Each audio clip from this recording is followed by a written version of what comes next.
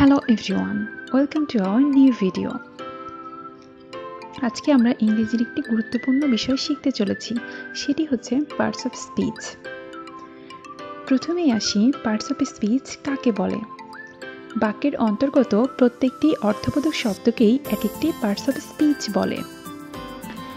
Parts of speech দুইটি অংশে বিভক্ত, একটি হচ্ছে পার্টস এবং অপরটি হচ্ছে স্পিচ। পার্টস শব্দের অর্থ হচ্ছে অংশ এবং স্পিচ শব্দের অর্থ হচ্ছে বাক্য। সুতরাং পার্টস অফ স্পিচ শব্দের অর্থ বাক্যের অংশ।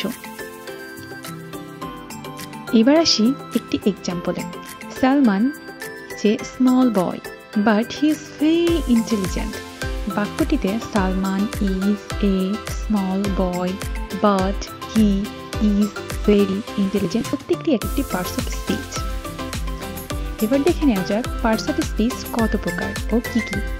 পার্টস অফ স্পিচ 8 প্রকার, যেমন noun, pronoun, adjective, verb, adverb, preposition, conjunction and interjection.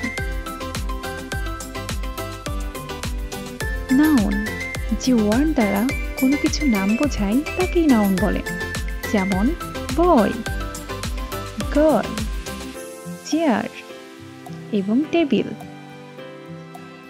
Pronoun যে সকল ওয়ার্ড নাউনের পরিবর্তে ব্যবহৃত হয় তাকেই প্রোনাউন বলে, যেমন হি গোজ টু স্কুল।